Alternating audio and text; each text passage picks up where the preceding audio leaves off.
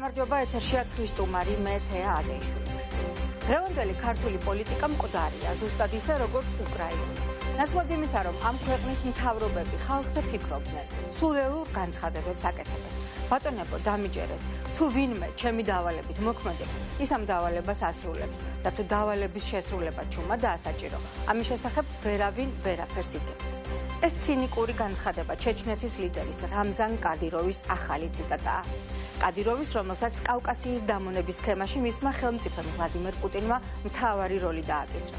ამიტომ არ უნდა გაგვიკვირდეს, რომ კაცი, რომელმაც ამაყი ჩეჩენიერი დააჩოქა, ახლა მუხლებზე დაცემას ლაღი, თავისუფალი და თამამი გიორგი გაბუნიას განითხოვს. გიორგი გაბუნიას ჯობს მუხლებზე დადგეს და პატიება ითხოვოს, ბოდიში მოიხადოს მომხდარზე და მან შეეურაცხყო არაერთი, არამედ ყველა რუსი. მიუმართავს საქართველოს ხელისუფლებას, მიიღოს ზომები, რომელსაც შეიძლება ამ მოქალაქის ხელახლა აღზრდა. ასე მიმართავს პუტინის ხელის ბიჭი პუტინის მოკავშირეებს საქართველოში. ესაა კიდევ ერთი საჯარო მუქარა და ჩვენი ქვეყნის საქმეებში ჩარევის მორიგი განცხადება და მცდელობა, რაც მხოლოდ რამზან კადიროვს გამოუთქვამს. მაგრამ როგორია ქართული ოცნების რეაქცია? არანაირი. საქართველოს ხელისუფლებას ის არ გაუგონია. ეს მაშინ, როცა რამდენიმე დღის წინ საქართველოს მესამე პრეზიდენტის მიხეილ სააკაშვილის პოზიციაზე არ ვაპირებ მშვიდად უყურო საქართველოს განადგურებას და საბოლოო დამონებას, მე არ ვაპირებ ხელჩამოშვებულმა უყურო ქართველი ოჯახების განადგურებას და ქვეყნიდან განდევნას, რა თქმა უნდა, მე ვარ ამ ბრძოლაში, რა თქმა უნდა, ჩვენ ვაპირებთ გამარჯვებას, ეს განცხადება მისი ყოფილი პრეზიდენტის პოზიცია საშიშად მიიჩნია საქართველოს საგარეო საქმეთა მინისტრმა დავით ზალკალიანმა, სასწრაფოდ დაიბარა უკრაინის ელჩი იგორ დოლგოვის სამინისტროში და პასუხი მოსთხოვა. დასკვნებით თქვენთვის მოვიდა. იმაზე თუ რატომ ერევა სააკაშვილი საქართველოს შიდა საქმეში, რატომ არ გმობს ხელისუფლება რუსეთის მიერ ღია ტერორისტული აქტის მცდელობას, რა შუაშია საბუთების გაყალბება. ხომ არ სურდა ან კვლავ ხომ არ სურს ხელისუფლებას ამ საქმის მიჩქმალვა, რატომ დუმდა სპეციალური უსაფრთხოების სამსახური 4 დღის მანძილზე იმის მიუხედავად, ვინც არ უნდა მდგარიყო ამ შეკვეთილი მკვლელობის უკან. ამ თემებზე და ამ საკითხებზე ვიწყებთ მსჯელობას დღის სტუმრებთან ერთად.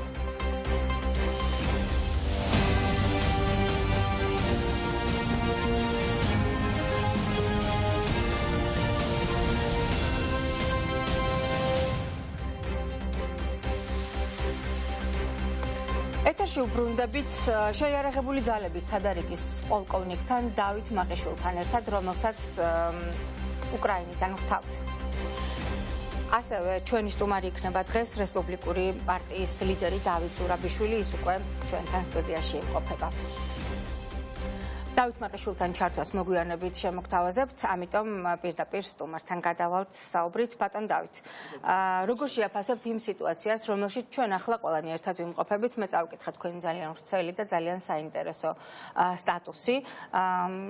მინდა გავშალოთ ეს სტატუსი ჩვენ სტუდიაშიც, იმიტომ რომ მინდა ბევრმა ადამიანმა მოისმინოს. რა ვიცი, აბა მოგესალმებით კიდევ ერთხელ, აი ძალიან თუ როგორ ვითა უსიამოვნო სიტუაცია, ძალიან რაც ხდება, იმიტომ რომ გინდა არ გვინდა როგორ დამოკიდებულებაც არ უნდა კონდეს ხელისუფლების მიმართ, მაინც ეს არის ამ ქვეყნის ხელისუფლება, ასე თუ ისე ეს განასახიერებს ქვეყანას საზღვარგარეთ სოფლიო ასპარეზზე.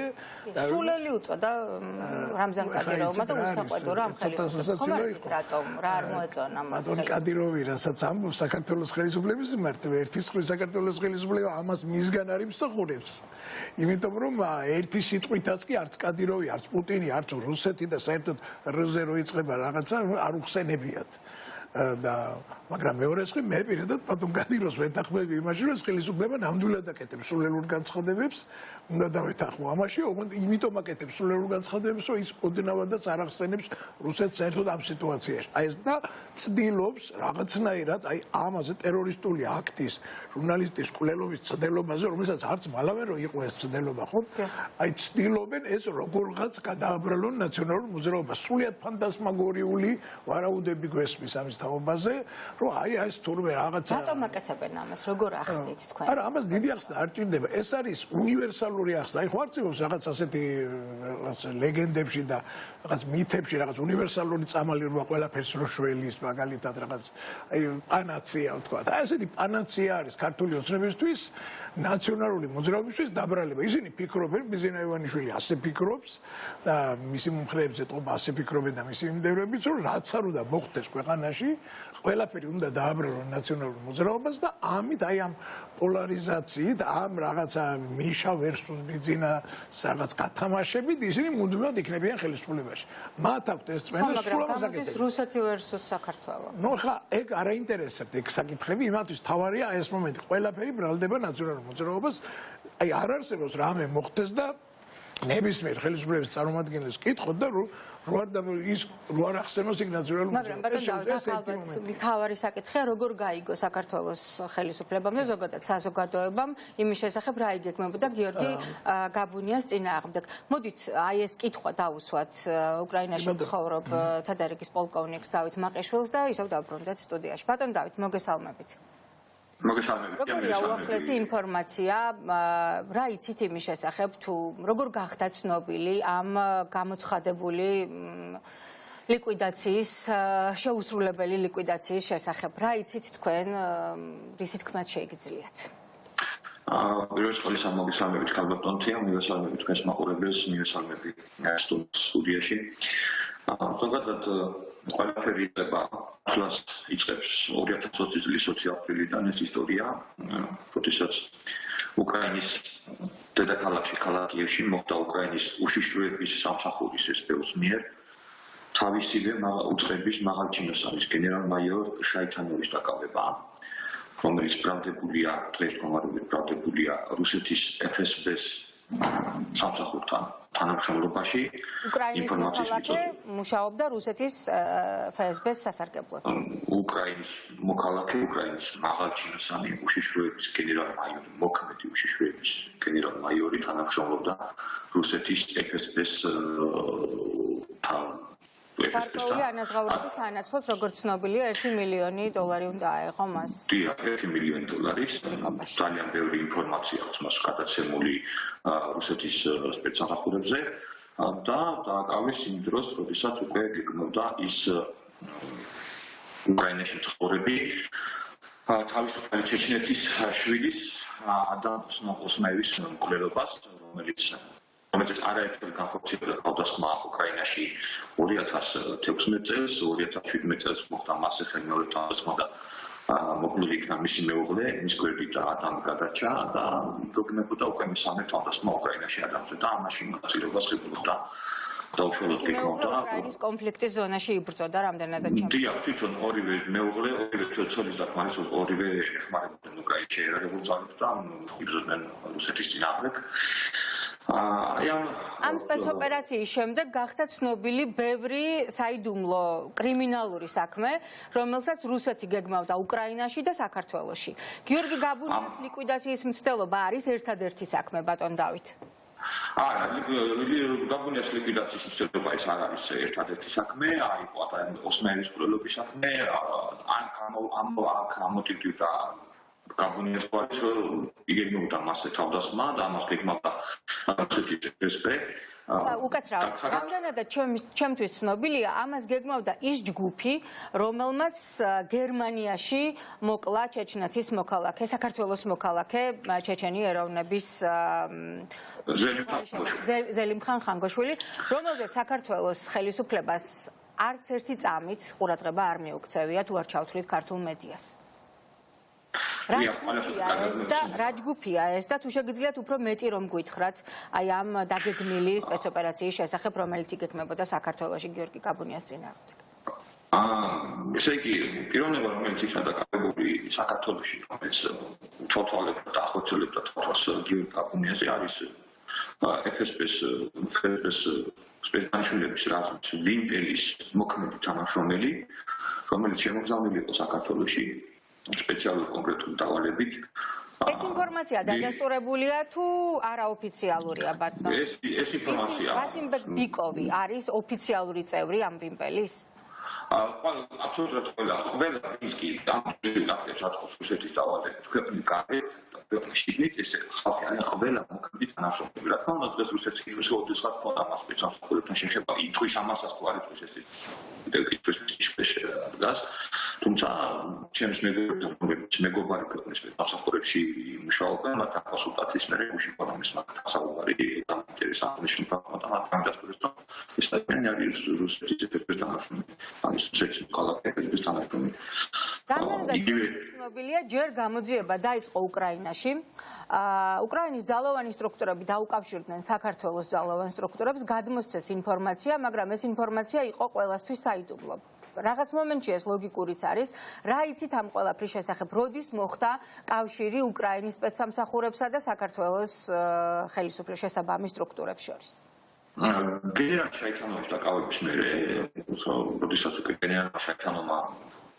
მოყვა საინფო რაც მას რასაც ის ტერიტორიაზე რასაც მას უნდა შეხება ასევე გიორგის თავდასხმის დაგეგმა შესაბამისად სპეცსამსახურებს დაკავშირდა საქართველოს სპეცსამსახურებს მაგრამ ყველაზე მთავარი არის მთავარი შეგრება არავისთვის დღეს საქართველოში ალბათ აღარ არის უცხოის რომ ჩვენი სპეცსამსახურები ძალიან მოეკოჭლებიან ფაქტიურად უსუსურები არიან ამ ყველაფრის წინაშე მაგრამ რამოდენიმე ისგან ჩვენ ნახეთ ჩატაევის ჩამოსვლა თბილისში განლაგება რამოდენიმე დღეს უკან დაკავებული იქნა ბათუმში ძეგლი ხალხი რომელიც აღმოჩნდა ერთ-ერთი საქართველოს სპეცსამსახურის ერთ-ერთი თანამშრომლის სახს კი რაოდენია და ახლა ადამიანი რომელიც გადაადგილდა აკისის ხეობაში რუსეთის მოქალაქე რამოდენიმე თვის განმავლობაში ის ყველა ვარიანტი უნდა მოხდილი იყო ქართლის სპეცსამსახურების ყურადღების ცენტრში უცხო ადამიანი ეს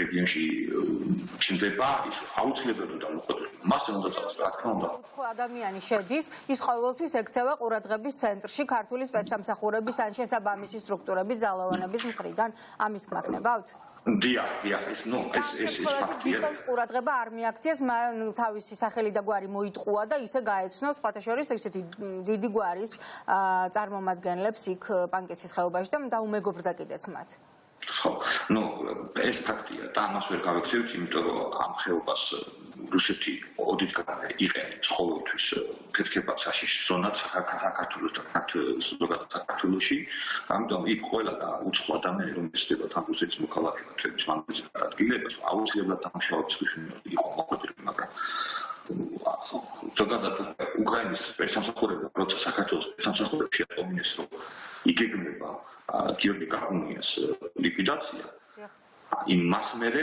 უკვე საქართველოს სპეცსამსახურებს აღარ დარჩათ სხვა გზა რომ აღნიშნული ფაქტი მიიღოს სერიოზულად და ემოქმედოთ მე იმას არ გამოურიცხავ ბატონ დავით როგორ უნდა ემოქმედოთ როგორია პრაქტიკა ასეთ შემთხვევაში სპეცსამსახურებში ასეთ შემთხვევაში ზოგადად რაც ნახეთ ხოლმე პიროვნება იქნა დაკავებული მაგრამ მათ უფრო ადრე უნდა დაიკავებინათ პიროვნება მათ უფრო ადრე უნდა ემოქმედათ და მათ უფრო ადრე ის არის პიროვნება რომ გამოჩნდა მათ უნდა ქონოდათ უკვე ოპერატიული ინფორმაცია მაგრამ სამწუხაროდ ამასაც არ მიაქციეს ყურადღება ვერ დაადგინეს თუ არ დაადგინეს აი აქ არის კითხვის ნიშანი რატომ არ დაადგინეს რატომ ივარაუდეთ ბატონ დავით იმიტომ რომ მიჩნეს ის რომ საქართველოს სპეცსამსახურები თანამშრომლობენ რუსულ სპეცსამსახურებთან და არის რამოდენიმე ფაქტი ამის შესახებ უკაცრავად იქნება ეს განმიმარტოთ ანუ თქვენ ბრალსდებთ საქართველოს სპეცსამსახურებს რომ ისინი თანამშრომლობენ რუსულ სპეცსამსახურებთან ამ ეჭვის საფუძველს რა გაძლევთ ეს ძალიან სერიოზული პრობლემა. დიახ, ამ ეჭვის საფუძველს მაძლევს ის, რომ კი ბატონო, ყველამ კარგად გავხსენოთ, უკრაინაში მებრძოლი ქართველი თადარიკის ვიცე-პოლკოვნიკის აცგარდაცვლილი გიორგი ცერცვაძის საქმე. როდესაც ქართულ სპეცსამსახურებმა პირდაპირ მიაწოდეს რუსულ სპეცსამსახურებს მონაცემები, საზღვრის კვეთის შესახებ, პირადი მონაცემები, აბსოლუტურად მთლიანი ინფორმაცია, რომელიც მე რუსულ სპეცსამსახურებმა ინტერპოლის მხრივ გამოიყენა მისი დაკავების მიზნით უკრაინაში. ძალიან ბევრი შემთხვევებია ამაიდან. რამდენიმე წლის უკან ქართული სპეცსამსახურების თანამშრომელი ოფიციალურად გაიქცა რუსეთში და გაიპოვა ინფორმაცია ეს ხო ფაქტია. ამიტომ ეს ეჭვს მიჩენს და ამბობს ვივარაუდო, რომ ქართულ სპეცსამსახურების რაკო ჯგუფი თანამშრომლობს აქტიურად რუსულ სპეცსამსახურებთან და არანაირად არ აწყვეტს ახლა რუსეთთან ურთიერთობის დაძაბვა და იმ ადამიანის დაკავება, ხმაურიანი დაკავება, ვის ადამიანი გეკმოდა გიორგი გაბუნიას მკვლელობას, ეს არ აწყობდათ შეიძლება ჩუმად დაეკავებინათ და გადაეცათ ჩუმად ისე რუსეთისათვის, რომ საქართველოს მოსახლეობა საერთოდ ვერ გაიგო, რომ ეს ადამიანი გაბუნიას მკვლელებისთვის ჩამოსულა. ეს ის ფაქტია და ესეც შეიძლება მოხდეს. უბრალოდ უკრაინელების გახმაურებული უკრაინელების შეეშინდა ქართულ სპეცსამსახურებს ამ საქმეს უკრაინელები გაახმაურებდნენ აუცილებლად და პოლონეთში ჩაყვადნენ და მათ სხვა გამოსავალი არ დარჩა. და რისთვის დააკავეს ეს ადამიანი საკუთრების ყალბი გამოყენება რაღაც ბეჭდების და ასე შემდეგ და ასე შემდეგ. ცუდად ისმის ხმა, ამიტომ ბოლო კითხვა მინდა დაგისვათ. თქვენთვის როგორ არის ცნობილი და როგორ აშუქებს უკრაინული პრესა საქართველოში მიმდინარე ამ ოპერაციას და გიორგის წინააღმდეგ მიმართულ ამ ლიკვიდაციის შეუსრულებელი ლიკვიდაციას და იმედია ეს ვერასოდეს ვეღარ შესრულდება. როგორ აშუქებს ამას უკრაინული პრესა და თქვენ რას ფიქრობთ? სახელმწიფო დაცვა უნდა გამოიყოს, უნდა დაენიშნოს გიორგი გაბუნიას თუ როგორ უნდა მოხდეს მისი გადარჩენა საბოლოო ჯამში, რომ ეს ყველაფერი განეიტრალებული იყოს საფრთხე გიორგის წინააღმდეგ? ზოგადად უკრაინული პრესას გამოეხმაურა ამას, რუსეთი არის მკვლელი და რუსეთი არსებობს დივერსიული და რუსეთის აგენტები ასრულებენ მთავარი. რუსული პრესა გამოეხმაურა ამას ისე რომ ნაციონალური მოძრაობა ცდილობს დესტაბილიზაციის მოწყობისთვის მოკლას გიორგი გაბუნია ჟურნალისტი მთავარი არხის ერთ-ერთი მთავარი სახე. ასეთი არის საქართველოს ხელისუფლების და რუსული მედიის ნარატივი. ეს არის არასერიოზული დღეს განცხადებები, გუშინდელ განცხადებები განსხვავებით არასერიოზული ერთ-ერთი შემთხვევა რუსულ განცხადებებს, ერთ-ერთი შემთხვევა კამპიროვის განცხადებას, Deutsche Welle სტატია, სადაც პირდაპირ წეს რუსეთი კლავს საფრთხებული Deutsche Welle გიორგის შესახებ სტატია დაწერა, მსოფლიო პრესა ამას გამოეხმაურა და მსოფლიო პრესისთვის მსოფლიო საზოგადოებისთვის ყველასთვის ხატია, ხო, სკრიპალების საქმის მერე ზელიფან ხანგოშვილის მკვლელობის შემდეგ ამის შემდეგ ყველა დარწმუნა რომ რუსეთი კლავს, უბრალოდ კლავს. როგორ იქცევა გერმანული მედია მაშინ, როცა საქართველოს მოქალაქეს კლავენ გერმანიაში და ძალიან საინტერესოა როგორ პასუხობს ამ ყველაფერს საქართველოს ხელისუფლება და მისი იდეოლოგები, მაშინ როცა საქართველოს მოქალაქეს ემუქრება სხვა ქვეყნის სპეცსამსახურები. ბატონ დავით, დიდი მადლობა რომ იყავით ჩვენი სტუმარი.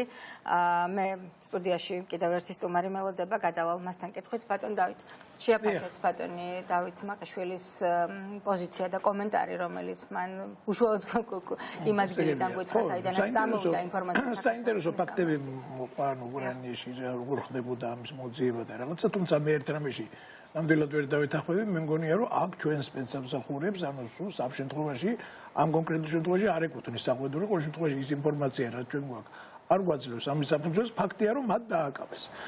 პრობლემები დაიწყო არა ამით, რომ მათ დააკავეს ეს, არამედ დაიწყო იმ პოლიტიკური განცხადებებით, რაც ამას მოჰყვა. ეს პოლიტიკური განცხადებები, თვითონ სუსის განცხადებაც იყო, მან პრაქტიკულად დაადასტურა ის, რომ დაკავებულია მოქალაქე, აი გამოძიების ინტერესებში. უკრაინაც რომ არ ყოფილიყო ამ გამოძიებაში. მე მაგაზე თავს ვერ დავდებ, მე საერთოდ მთავარი სწორედ ეს არის, რომ მათ მიიღეს ინფორმაცია უკრაინას, ოთხი დღე გავიდა და პრინციპში ისინი არც ადასტურებენ, რომ სუსი შეიძლება ზდუმდეს, იმიტომ რომ ის არის ოპერატიული სამსახური, ის არის პოლიტიკური ორგანო, რომელიც აკეთებს პოლიტიკურ განცხადებას. შეიძლება ასე თუ ისე რომ როცა გაჟონვა მოხდა ამ ინფორმაციის და ტელეკომპანიამ ეს გადასცა, მათ ეს არ უარყვეს და პრაქტიკულად ირიბად დაადასტურეს. თუ დაკავებული იყო თან ეს ადამიანი, უკვე სხვა იყო, რომ აი აპირებენ დაკავებას. ხა ეს რო ყოფილიყო კოორდინირებული რუსეთ, მე დეტალებში ვერ შევალ, არა მაქვს. ეს ინფორმაცია არ ვიცი და ნუ არც არის ეს პრინციპში პოლიტიკურად საინტერესო. ფაქტია რომ დააკავეს ეს ადამიანი და სწორი იყო ეს გადაწყვეტილება აბსოლუტურად, ხო? აქ არის პრობლემები სხვა რამე. აქ არის პრობლემები ის, რომ როგორ ინტერპრეტაციას აძლევს მერე ხელისუფლება ამას. როგორ ინტერპრეტაციები იწყება, ჯერ იწყებენ სახელმწიფო ექსპერტები ამაზე ლაპარაკს. თქვენ თქვით რომ აი რუსული პრესა პრაქტიკულად იმეორებს იმას, რასაც ლაპარაკობენ ქართველი ეგრეთ წოდებული ექსპერტები, სახელმწიფო 1500 ლარიანი ექსპერტები, მოდიში ამ სიტყვაზე, ცნობილია მათი ანაზღაურების ეს ნიხრი და რასაც იმეორებს თვითონ ხელისუფლება. თავიანთი განცხადები, ერთ-ერთი კადიროვმა ვერ გაიგო და მაინც ხელისუფლებას ერჩის ესე იგი, ნუ ხა ეს მისი ინტელექტიდან გამომდინარე არ არის გასაკვირი. არ დაუნსახურებია ჩვენ ხელისუფლებას. მისგან არის საკვეთური ნამდვილად არ ეკუთვნის, იმიტომ რომ სულს უბერავს და უფრთხილდება რომ რამე ცუდი არ თქვან მასე. ეს ასეთი პოლიტიკა საერთოდ ხელისუფლების განცხადებებში არის მუდმივად მადლობას უსის მიმართ. სხვათა შორის ამას თვითონ გიორგიც იმეორებს, მაგრამ არც ერთი სიტყვა რატომ არ ისმის შემკვეთების, მკვლელების მისამართით. არც თითქოს რუსეთი არ არსებობს. რა თქმა უნდა, ეს არის პოლიტიკური საკითხი უკვე, როდესაც მკვლელი არის კილერი, გამოგზავნილი ადამიანი არის რუსეთის მოქალაქე. დადასტურებულია რომ მას რუსეთის სპეცსამსახურებთან პრაქტიკულად რაღაც კავშირები მაინც ჰქონდა, თუ თვითონ არ არის რაღაც ოფიცერიანი ადამიანი.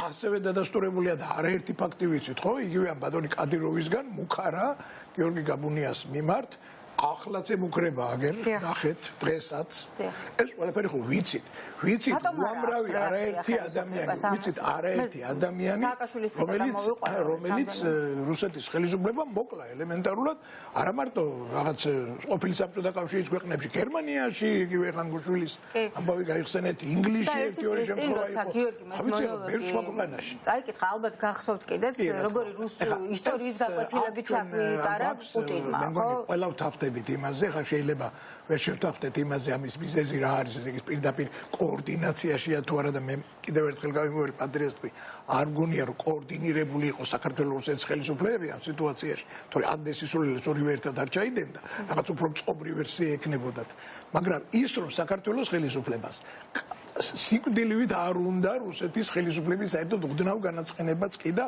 ცდილობს საერთოდ აარიდოს ამათ თავი. მე იმასაც არ გამოურიცხავ რომ ეს პოლიტიკური გადაწყვეტილების დონეზე რო ასულიყო, თქვა ბიზინა ივანიშვილამდე. შეიძლება სულაც არ დაეკავებინათ ეს ადამიანი ან გაეპარებინათ ან ეთქვათ რომ მოკლათ და საერთოდ არ ყოფილა. შეიძლება არც არის გამორიცხული თუ პოლიტიკური დონეზე ავიდეს ამბავი. იმიტომ რომ ხა ის ვინც არის უშიშროებაში, ვინც მუშაობს ხალხი არის შემსრულებელი.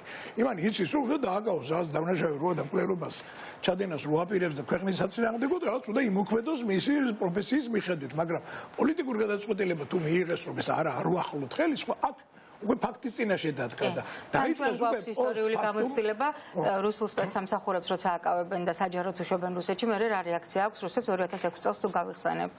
ხო, რა თქმა უნდა ეს გასაგებიც არის, მაგრამ ეხლა აბა როგორ გვინდა, აბა ჩვენ ეხლა ხო როგორ იქცევა ამ დროს თავმოყრა აბა ჩვენ საფრანგეთის აგენტი საქართველოში არ იქნება.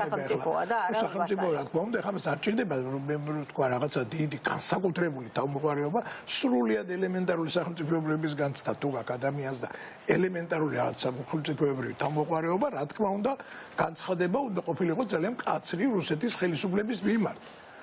მიუხედავად იმისა, რომც აღმოჩნდეს სიტყვაზე აი სასწაულით რაღაც წარმოვიდგინოთ, რომ არ არის ეს ადამიანი დაკავშირებული სპეცსამსახურებთან. რუსეთის მოქალაქე როა, მუქარები რომ მოდის იმ ქვეყნიდან და არაერთი ვიცით ასეთი ფაქტები კიდევ გაკეთებული მკვლელობის ფაქტები. რა თქმა უნდა, პირველ რიგში ხელი უნდა დაადოს რუსეთს. შეიძლება ეს გააკეთო ძალიან მკვეთრად, პირდაპირ დედისგინებით და ლამის იმ ტექსტით, იმ გიორგის ტექსტით, შეიძლება გააკეთო ძალიან ისედაც თავშეკავებულად, მაგრამ ძალიან ცალსახად უნდა მიუთითო. ამას როცა არ აკეთებ.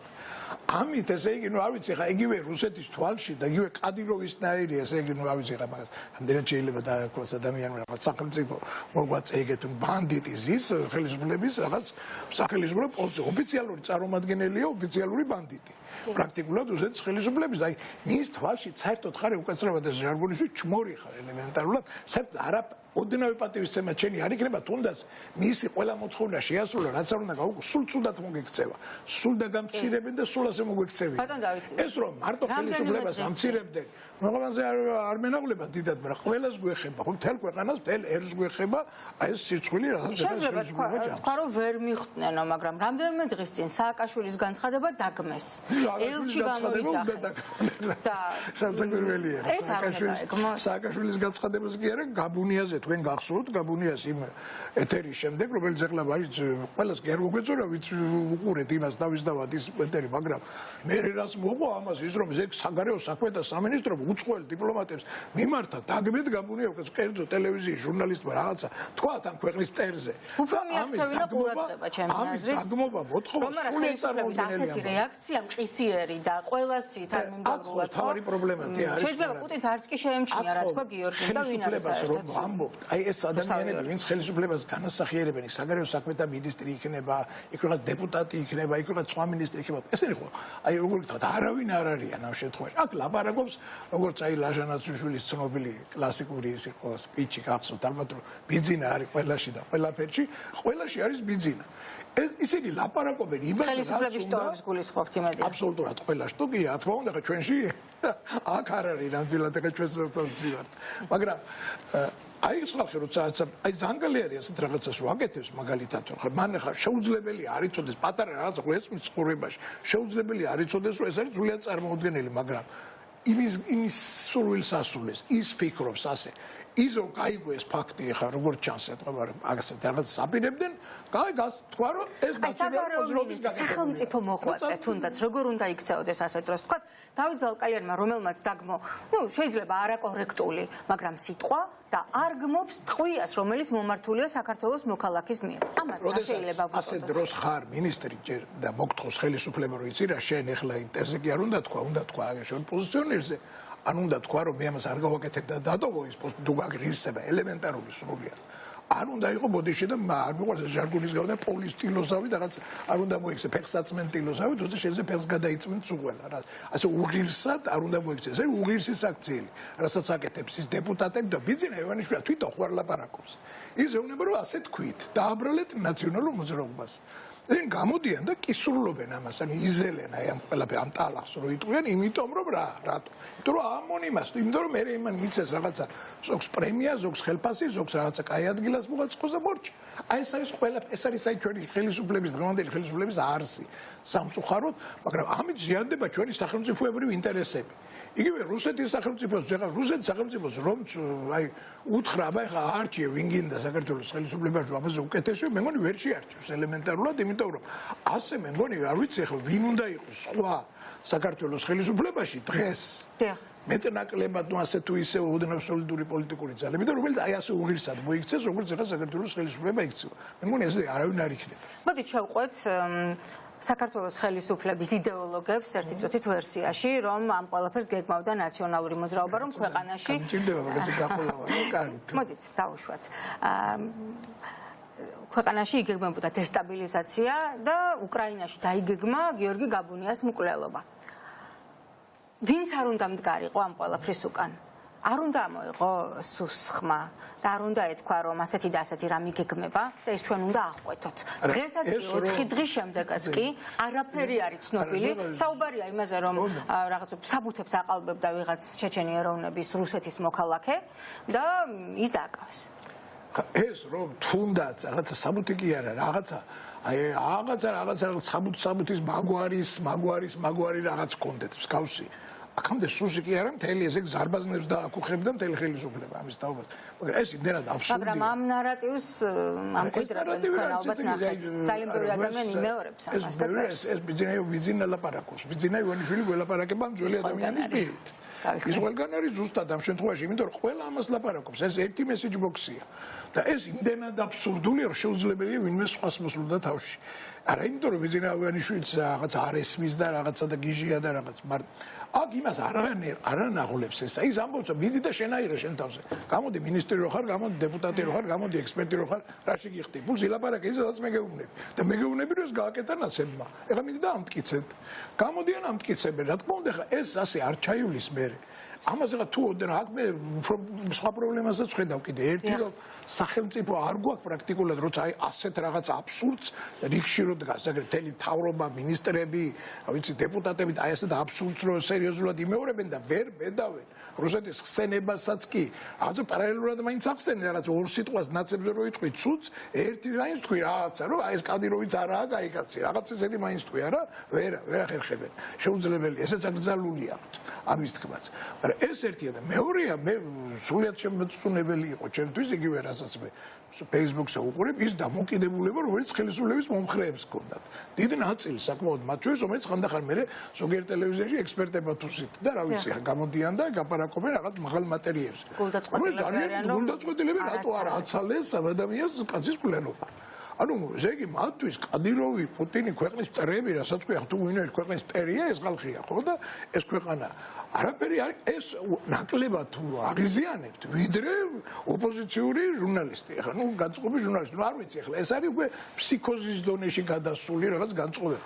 არაჯანსაღი სრულიად რაც არ არის კარგი და ამას ხელისუფლება ხელს უწყობს ასეთი განწყობას. 8 წელია. 8 წელია მე სხვადასხვა ამ ხელისუფლებაში როცა ვიყავი, აქ გადავხედე რაღაც ჩემს რაღაც Facebook-ის ჩანაწერებსა და არაერთხელ მაგას ნათქვამი მაშინაც კი. თუმცა ეთყობა ვერ შევაფასეთ ვერც მე და ვერც ხოლმე ეს საფრთხე კარგად არ შეიძლება სიძულვილის გაღვივა. ყველაფერზე ნაცები ნაცმოძრაობა ყველაფერზე. ეს 8 წლის განმავლობაში როცა ხელისუფლება მას ხელი შეუწყო. ეხლა უკვე არის რაღაცა აი სრულიად ზღვარს გადაცდენილი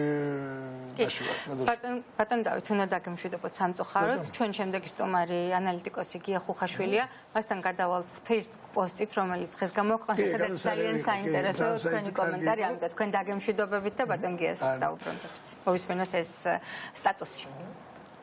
ჩვენი ხელისუფლება გავს მძღოლს, რომელიც მერსედესის საჭეს მიუჯდა, მაგრამ არ ქოქავს იმის შიშით, რომ შეიძლება ავარიაში მოყვეს ან დააჯარიმონ. ამიტომ ხან მაგნიტოფონს ჩართავს, ხან პედლებს აჭერს და ახმოვანებს ვუმ ვუმ. ხან აპიპინებს და ძალიან ბედნიერია, რომ მერსედესი ჰყავს. ძალიან ზუსტია ოღონდ ჩვენგანაც რომ ითხოვს აღფრთოვანება გამოვხატოთ. ნახეთ რას მიქრის და რა მაგრად ატარებსო. ეგაა ცოტა მაზალო. ეთერში უბრუნდებით გია ხუხაშვილთან ერთად. ბატონ გია, დღემშვიდობისა. მოგესალმებით. თქვენ როგორ გრძნობთ თავს იმ ქვეყანაში, სადაც იგეგმება შეკვეთილი მკვლელობები და რომლის აღკვეთაშიც საქართველოს ხელისუფლებას უკრაინის სპეცსამსახურები დაეხმარნენ და როგორ ფიქრობთ, რა შეფასება შეიძლება მივცეთ იმ ყველაფერს, რაც დღეს ქვეყანაში ხდება, არა მხოლოდ გიორგი გაბუნიას მისამართით, არამედ ხელისუფლების იმ მესიჯების და იმ ნარატივის დამკვიდრების გამო, რომელსაც ჩვენ ვხედავთ და რომელიც სახეზეა. Ну, პრობლემები ბევრია, მაგრამ თუ ჩვენ კონკრეტულად ვსაუბრობთ ამ პრობლემაზე, რასაც ქვია პრაქტიკულად კაპიტულანტური პოლიტიკა, ესე ვთქვათ, მინიმუმ, ხო? ეხლა რაღაცებს უფრო მეტ რაღაცებშიც ეპარებათ ეჭვი, მაგრამ მე ამისგან თავ შევიკავებდი. აი ეს ყველაფერი კიდე სახეზეა, ხო? ეხლა შიში არ შეიძლება, ანუ შიშარა ხელისუფალი, მე დღეს თქვი კიდევაც, შიშარა ხელისუფალი თავზე ხელარებულ ხელისუფალზე ნაკლებად საშიში ყოველ შემთხვევაში ნამდვილად არ არის, ხო? ეს უკიდურესობიდან მეორეში გადავედით. საქმე იმაში გახლავთ, რომ გაბუნიას ესე რომ ვთქვათ, შესაძლო ლიკვიდაციის მოზადება ეს არ არის უბრალოდ ერთი ადამიანის ლიკვიდაციაზე საუბარი და ესე დავიჭროება და ამის დაყვანა სისხლის სამართლებრივ საქმემდე არაფრით არ შეიძლება და ეს ნებისმიერ პოლიტიკოს და არა მხოლოდ პოლიტიკოს ნებისმიერ მოქალაქეს უნდა ესმოდეთ. გამომდინარე იქიდან რომ საქმე არ გვაქვს ჩვენ ადამიანის ლიკვიდაციის კვალიფიკაციასთან, საქმე გვაქვს საერთაშორისო ტერორიზმთან, გამომდინარე იქიდან რომ ამოცანა, ანუ მიზანი ამ ქმედების ერთი ადამიანის მოშორება კი არ არის, მიზანია საზოგადოებაში შიშის დათესვა, ან აგრესიის გამოწვევა და შესაბამისად ქვეყნის უსაფრთხოებას ექმნება მასშტაბური სისტემური პრობლემა. და როდესაც ხელისუფლებას ეს დაყავს აი ესეთ ვიწროთმემამდე და გამოძიების ინტერესებიდან და ეს რაღაცა საუბრობს, ეს აბსოლუტურად არაადეკვატური ქმედებაა. როგორ უნდა მოქცეულიყო სახელმწიფო, როგორ უნდა ყოფილიყო მისი ქმედება, ბატონ გია, რომ ამ სახელმწიფოს ფორმა და სახე ჰქონდა? და რაც შეეხება გამოძიების თემას, ბუნებრივია ეხლა იმის მოთხოვნა, რომ ეხლა გავხსნათ ყველა დეტალი გამოძიების, ანუ წმინდა სისხლის სამართლებრივ თემას, ამაზე ესე რომ ვთქვათ, ეს არის ერთი საკითხი, მაგრამ ამ თემას სრულიად აშკარად აქვს თავისი პოლიტიკური განზომილება, იმიტომ რომ გასაგებია მოტივები, გასაგებია რომელი ქვეყნის მოქალაქეა ეს ადამიანი. მიზანის რომ ეს ჩეჩენია, თუმცა აბსოლუტურად არაფერ შუაში არ არის მისი ეროვნება, ამ შემთხვევაში ქართული რუსეთის მოქალაქე. ის არის რუსეთის მოქალაქე, თან იმ რეგიონის მოქალაქე, რომლის ხელმძღვანელობა სრულიად აშკარა მუქარა განახორციელა გიორგი გაბუნიაზე, აქედან გამომდინარე, როგორც ვერსია ყოველ შემთხვევაში, როგორც ერთ-ერთი მთავარი ვერსია, რომ ეს ყველაფერი ურთიერთკავშირშია, უნდა იყოს განხილული და არა მხოლოდ სამართლებრივ ჭრილში, იბატონო იმათმა იძიონ, მაგრამ არამედ პოლიტიკურ ჭრილში. მე უბრალოდ მოგიყვანთ ისეთი ქვეყნების მაგალითებს, რომელსაც აქვს თავისი ნაციონალური ღირსება, დაუშვათ სხვა მაგალითები შეიძლება აღმოსავლეთ ევროპაში უამრავი ესეთი ფაქტი იყო, მაგრამ შეიძლება ამ ფაქტების შესახებ ბევრმა არ იცოდეს, მაგრამ სოლსბერის მაგალითს მოვიყვან. დიახ, სკრიპალების საქმე. სკრიპალების საქმეს, როდესაც მეორე დღიდან ფაქტობრივად დიდი პოლიტიკური, მასშტაბური პოლიტიკური კამპანია დაიწყო, ისე რომ გამოძიება თავის გზით მიდიოდა, კაცო, რა შუაშია გამოძიება, ხო? ამ თემას აქვს თავის პოლიტიკური განზომილება, რომელიც, რა თქმა უნდა, გიორგი გაბუნიას სიცოცხლე არის ძალიან მნიშვნელოვანი, მაგრამ აქ ჩვენ სახელმწიფო უსაფრთხოებაზე ვლაპარაკობთ, შესაბამისად, აქ პოლიტიკურად მოქმედებებია ძალიან სწრაფი საჭირო და რაც თავარია საჯარო და საერთაშორისო დონეზე სერიოზული დიდი დისკუსიების დაწყება, რისის ამიზნე უნდა იყოს საბოლოო ჯამში სანქციებამდე მისვლა.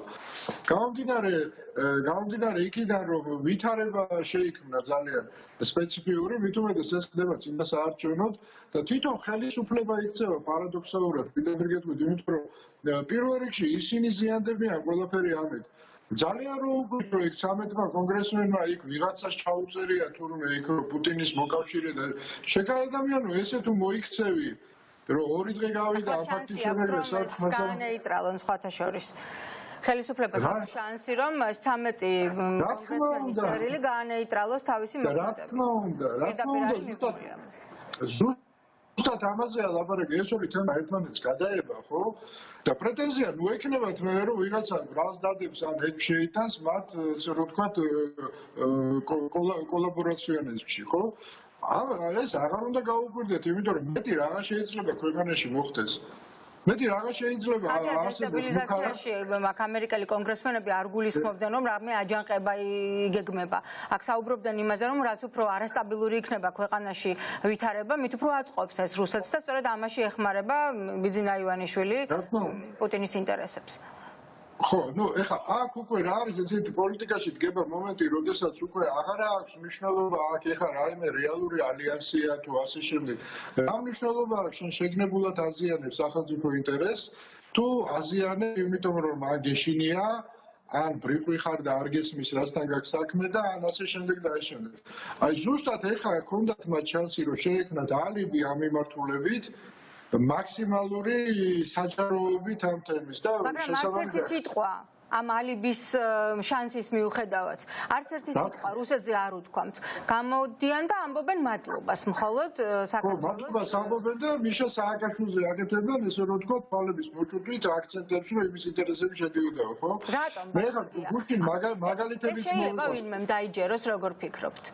ნუ ეხლა ვიღაცა მათი ეხლა მათ ყავთ ისეთები, რომლებიც ყველაფერს დაიჯერებენ, კაცო რა პრობლემაა ესეთი ხალხის მეტი რა არის ამ ქვეყანაში. რა თქმა უნდა ვიღაცა დაიჯერებს, მაგრამ ესე ხო არ წყდება სახელმწიფოებრივი საკითხები, ხო? ეხლა სამწუხაროდ ეს არ არის მხოლოდ ამ ხელისუფლებისთვის, მოიწერეთ თქვა დამახასიათებელი. მე გუშინ თქვი კიდევაც რომ იგივე 2000-ში, როდესაც მე ფაქტობრივად ჩინაპატიმრობაში ამიყვანეს, მეუბნებოდნენ მაშინ და მარწმუნებდნენ იმაში, რომ ბადრის უნდოდა ლიკვიდაცია, იმიტომ რომ დესტაბილიზაცია გამოიწვია, ხო? ანუ სისტემა არ იცვლება, სისტემა სულ ერთი და იგივე ტექნოლოგიები და მეთოდებით მუშაობს, მაგრამ ამას თავი გავანებოთ. სრულად აშკარაა, აი რა უნდა გააკეთოს ხელისუფლებამ. შეიძლება მათ გაუჩნდეთ კითხვა, ხო? რომ გამოდიხარ და მოძღრავთ. აი როგორ უნდა მოიქცეთ? როგორ უნდა მოიქცენ და ძალიან მარტივად, ხო? გასაგებია რომ ფიგურანტი აყვანილია, არსებობს საფუძვლიანი ეჭვი, რომ ეს ყველაფერი შეიძლება მოდიოდეს რუსეთიდან და კონკრეტულად ჩეჩნეთიდან. შესაბამისად, პირველ რიგში რაც უნდა გააკეთოს, ეს არის გამოითხოვოს სრული ინფორმაცია ამ პიროვნების შესახებ, მისი ბიოგრაფიის შესახებ, რუსეთის სპეცსამსახურებიდან, მისი გადაადგილების მარშრუტების შესახებ და მოითხოვონ ყველა ეჭვმიტანილის თუ მოწმის დაკითხვა, ხო იგივე რამზან კადიროვის. რომ დაიკითხო რა, თუნდაც ჩეჩნეთში ჩავიდეს ჩვენი პროკურორი, ვინმეს თუ აქვს ამის თავი და დაკითხოს კადიროვი. მოვითხოვოთ ეს ყველაფერი და რუსეთიდან ამაზე უარის თქმა ამ სიტუაციაში ეს იქნება ირიბი დადასტურება იმისა, რომ ჩვენ გვაქვს პოლიტიკურ დაკვეთასთან საქმე და თუ ესე დადასტურება მივიღეთ, მანამდე შეიძლება, მაგრამ ეს არის სერიოზული პოლიტიკური პროცესის ინიციირება შეიძლება ამაზე. ქართული ოცნებაც გაირეცხება და სახელმწიფო ძალიან კონკრეტულად გაკვეთავს თავის ინტერესებს და რაც თავარია ბევრად უფრო დაცული გამოძიებაში საერთაშორისო ექსპერტებით შეიძლება ჩართოს, თქვა შეერთებული შტატებიდან, ინგლისიდან, რომელსაც დიდი გამოცდილება აქვს ამ მიმართულებით, თუნდაც გერმანიიდან, სადაც ძელი ხანგაშვილის ლიკვიდაცია მოხდა, ზუსტად იმ ჯგუფის მიერ, როგორც დავით მაყიშვილი ამბობს, რომელიც გეგმავდა გიორგი გაბუნიას ლიკვიდირებას და კიდევ ერთი კითხვა მაქვს ბატონ გია, დავით მაყიშვილმა თქვა, რომ ბოკოვი არის რუსეთის სპეცსამსახურების თანამშრომელი. იმ შემთხვევაში თუ რუსეთი მოითხოვს ბოკოვის ექსტრადიციას, ხომ არ დადგება ამ დილემის წინაშე საქართველოს დღევანდელი ხელისუფლება? გადასცემს თუ არა მას? ეხლა რა არის ეცით აი ეს კაპიტულანტური პოლიტიკა, ძალიან შემაშფოთებელია პირდაპირ გეტყვით. მე არც იმის მომხრევა, რომ ჩვენ ეხლა თვალები უნდა დავხუჭოთ და რუსეთს ხმალამოღებულები უნდა ვებრძოლოთ, მაგრამ ეს კაპიტულანტური ქმედება დამღუპველია ქვეყნისთვის, ხო რუსეთი უკვე აღვიქვავს ჩვენ როგორც თავის გუბერნიას. და აი დღევანდელი იგივე იმის, რა ქვია, კადიროვის განცხადებას რომ მოუზრდოთ, რჩევებს აძლევს კიდე ხელისუფლებას, რა შეიძლება გაფორმებულსაც ეწოდებს. ხო? ანუ ამაზეა ლაბა, აქედან გამომდინარე ხა რა, როგორ შეიძლება მე რაიმე გამოვრიცხო? ვერაფერს ვერ გამოვრიცხავ, იქ ეხა რაღაცას იტყვიან რომ ეს ადამიანი რაღაცაზე ძებნილია და უშუალოდ ხო და მე გამოითხოვენ, ესენიც მისცემენ იმიტომ რომ იმ ილუზიით, მინიმუმ იმ ილუზიით რომ დაც რომ მოეფერები და დაუყვავებ, ხო ის აღარ შეჭამს და სინამდვილეში ჩვენ ხო გვესმის ხო რაც უფრო მეც დაუყვავებ და დაც უფრო მეც მოინდომებს, ესეთია იმპერიული ბუნება ხო? რუსეთი ხო აიგე ბორდერიზაცია რაში ჭირდება რუსეთს? ხო ახლა ასიმეტრით აქეთ იქნება თუ იქით ამას მათთვის რა მნიშვნელობა აქვს, მაგრამ ამით ტესტავენ ამ ხელისუფლებას. სადამდე უკან დამხევები არიან ამას უყურებენ. და ჩვენი ხელისუფლება გართულია აი ამაში ოღონდ კაბინეტები არ დაკარგონ, ანუ ელემენტარულ რისკებზე არ უნდა წასვლა, სულ მარტივ, სულ მცირე რისკზეც არ უნდა სახელმწიფო სახელით, სახელმწიფო ინტერესებიდან გამომდინარე, ნაციონალური ღირსების დასაცავად. უფრთხილდებიან მხოლოდ თავისკანებს. მათ აქვს ერთადერთი დღის წესრიგი. ეხლა ეს არის საარჩევნო დღის წესრიგი. რა სახელმწიფო, რა საქართველოს შენიჭირება, რაზეა ლაპარაკი, ხო? აქ არის საუბარი იმაზე, როგორ მოიგონ არჩევნები, როგორ შეტენონ ისე ყველაფერი მიშას. ეხლა პრობლემა აქვს, იმიტომ რომ მიშა უკვე დასაქმებულია და ეხლა ის ლეგენდა მაინც კარგად ვეღარ იგუშავებს, როგორ ხრიდან ლონდონიდან ბომბეამდე მიშა გვირავს. რასაც ყველა არჩევნებზე გვასმეენებდნენ და ეხლა ფიქრობენ აი კიდე რა ქნა და რა მეტი საფიქრალე ამ ხოლმე არაფერი არ არის. დიდი მადლობა ბატონ გია. დიდი მადლობა სამწუხაროდ უნდა დაგემშვიდობოთ. დღის სტუმარი დღის პირველ ნაწილში დასრულებულია. ჩვენ ერთმანეთს 6 საათიანი გამოშვების შემდეგ შევხვდებით. ჩვენი გადაცემის სტუმრების პოზიცია კი ასეთია. საქართველოს სახელმწიფოს თავმოყარეობაზე მეტად ახლა ფიქრობს იმაზე ხელისუფლება თუ როგორ გადარჩეს და შეინარჩუნოს სკამები 2020 წლის საშემოდგომო არჩევნებში.